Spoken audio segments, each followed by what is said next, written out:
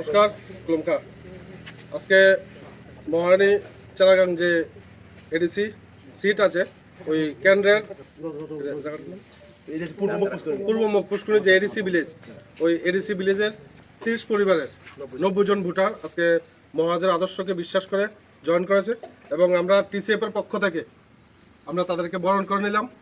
এতটুকু রাজ্যের মানুষের কাছে আমরা বলতে চাই যে এখন যে এডিসির সরকার চলছে, এই এডিসির সরকার রাজ্যের সংখ্যালঘু অংশে যে মানুষ আছে, আপনারা মহারাজের হাতকে শক্ত করুন, কারণ একমাত্র মহারাজই পারবে ত্রিপুরা রাজ্যে যে সংখ্যালঘু মানুষ আছে, যে নিপীড়ন আছে এত বছর ধরে, সেই নিপীড়ন থেকে বের করার উপায় একমাত্র ত্রিপুরা মাতা।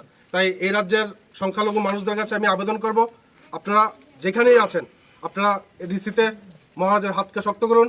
আমাদের চিহ্ন আনারস, সেই আনারস চিহ্নে আগামী কিছুদিনের মধ্যে যেই নির্বাচন, সেই নির্বাচনে মহারাজকে জয়যুক্ত করে। নমস্কার। কৃষ্ণ মহারানী চালাগাং কেন্দ্রের পূর্বমুখ পুষ্করণী এডিসি ভিলেজে আন্ডারের মধ্যে আজকে আমরা উত্থান সভার মাধ্যমে দিয়া আমরা আজকে জয়েনিং প্রোগ্রাম করতে যাচ্ছি।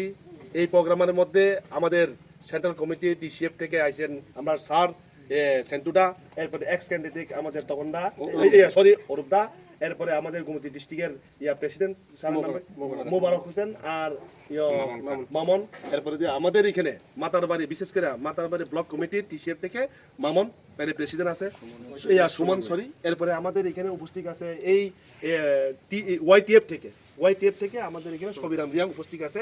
এরপরে আমি পুরেন্দ্র রিয়াং, আমি তো সিনিয়র লিডার হিসাবে আমি আছি। তাদেরকে সবাইকে ধন্যবাদ।